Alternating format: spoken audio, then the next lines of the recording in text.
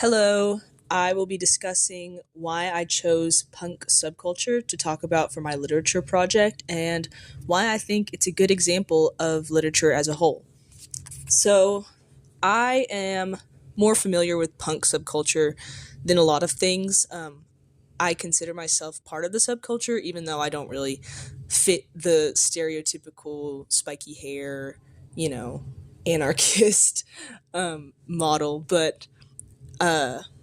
I know a lot about it and I know a lot of their values, and I understand that an innate part of punk culture is the spreading of their messages and how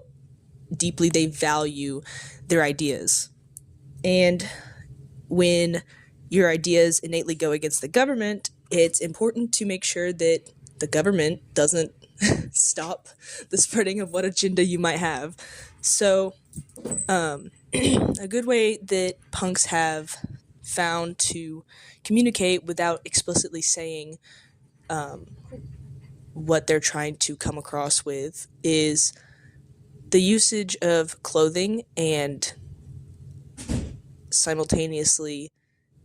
codes within that clothing. So, clothes are a big part of punk culture, and one of the reasons that clothes are such a significant part of what defines a punk is based in the origins in the 80s when a big majority of the punk culture was homeless and they couldn't afford to buy new clothes. So the upcycling of clothes was very important. And through upcycling, punks would create patches to cover up, you know, holes in their jeans and old old rips and tears and stuff. And punks are innately artistic and they had a story to convey, so they thought,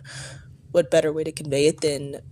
decorating these patches and having little images and stories on them.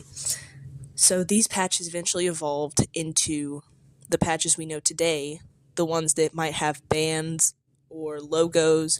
or messages on them, and some are explicit, some are not, but they serve as a sort of storyboard for what the bigger idea is, and other punks will see it and read into it and understand what that person believes in, and they can either say, I agree and I understand and I see you, and they'll identify this, or some random person will look at it and not know what it is at all. And that's kind of the point. It's this coded language that has formed from the need to hide in a way, and it has blossomed into this whole subculture, and that is why I think punks and punk fashion specifically fits the archetype of literature very well.